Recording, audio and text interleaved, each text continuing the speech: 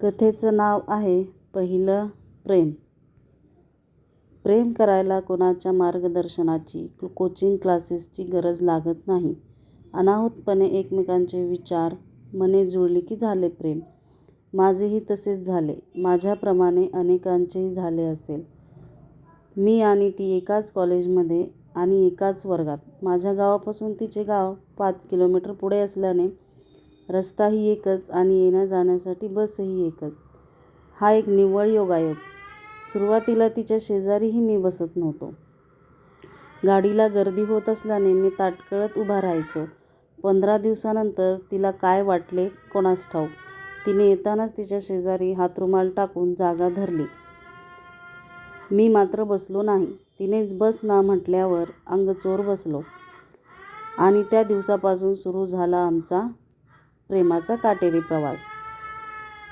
एकाच बसमध्ये एकाच सीटवर बसून गप्पा-गोष्टींचे रूपांतर प्रेमात कधी झाले हे कळले सुद्धा नाही. गप्पा कितीही गर्दी असली तरी मी बेफिकर असायचो, कारण माझी जागा धरणारी माझी ती त्या गाडीत असायची. गप्पांच्या ओघात स्टँड कधी यायचे कळायचेही नाही. हा प्रवास संपूच नये असे वाटायचे, पण कोणत्याही गोष्टीत शेवट हा ठरलेलाच असतो. आमच्या प्रेमाला ती बस, तो वाहक, चालक, रोज येणारे विद्यार्थी साक्षीदार होते. पहिल्या प्रेमाचे रविवारी ती येत नसल्याने मन बेचैन व्हायचे. सोमवारी तिला पाहिल्याशिवाय करमत नसायचे. गोड हसायची आणि गोड बोलायची. शिक्षण संपल्यावर जीवनसाथी बनण्याच्या आणाभाकाही घेतल्या. कॉलेज कॅन्टीन सगळीकडेच आमच्या प्रेमाच्या चर्चा असायच्या. एसटीत पटवलेली पोरगी म्हणून चिडवायचे. प्रेम प्रकरण वाढतच गेले. घरापर्यंत गेले आणि सुरू झाला काटेरी प्रवास. तिचे कॉलेज बंद झाले. माझ्या बापाने, भावाने मुलीचा तपास काढला आणि प्रेमाला विरोध सुरू झाला. तिच्या घरच्यांनी तिच्या काही माझ्याबरोबर लग्न करण्याचे ठरवले. ते स्वतःहून घरीही आले, पण माझ्या घरच्यांनी स्पष्ट शब्दात नकार दिला. मी काहीच बोलू शकलो नाही.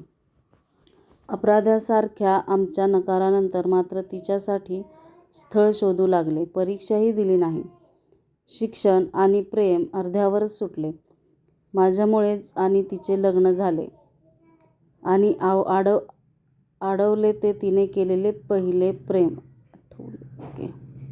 लग्नानंतर बऱ्याच महिन्यानंतर मी माझ्या गावच्या पाटीवर उभा होतो. माझ्या बापाने मला टमटम घेऊन दिले होते.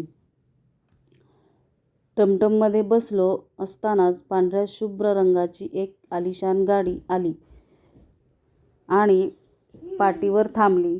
गाडीचे काच खाली झाले आणि त्यात ती दिसली. पांढऱ्या शुभ्र पंजाबीवर बॉबकट केलेली, अगदी परीसारखी दिसणारी. माझं पहिलं प्रेम होतं ते.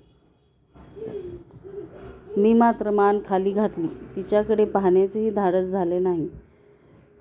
तिचा नवरा इंजिनियर होता. तिचे चांगले झाल्याचे मनोमन समाधान होते. मी मात्र तिला धोका दिला होता. ती दिसली आणि पुन्हा पहिल्या वहिल्या प्रेमाची आठवण झाली.